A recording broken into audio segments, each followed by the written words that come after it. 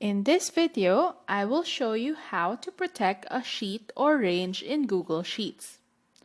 If you don't want people to change content in a spreadsheet, you can protect it. Please note that this should not be used as a security measure. People can still print, copy, paste, and import and export copies of a protected spreadsheet. Please only share spreadsheets with people you trust. To protect a specific sheet or range, please open a spreadsheet file in Google Sheets.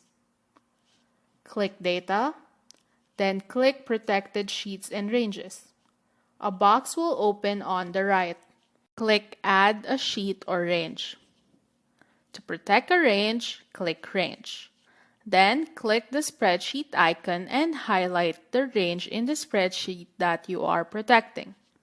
Click OK. Then click Set Permissions. The first option is to show a warning when anyone makes an edit.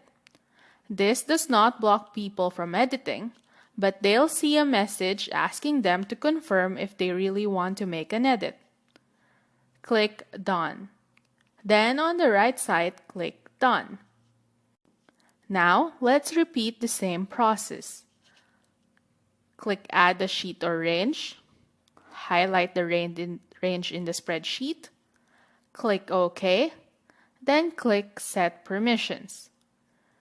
Select Restrict who can edit this range. If you are the owner, you can select only you. If you want to choose the people who can edit this range, please select Custom and check the box of the people you want to be able to edit this section.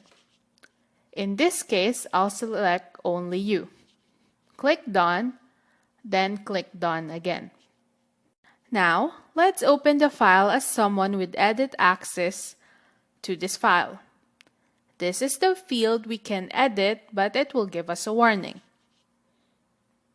Then, this is the range we cannot edit even if we have edit access to the file. This is useful when sharing a file with student grades or confidential information to different people within your school. If you have any questions about this video, please leave a comment below.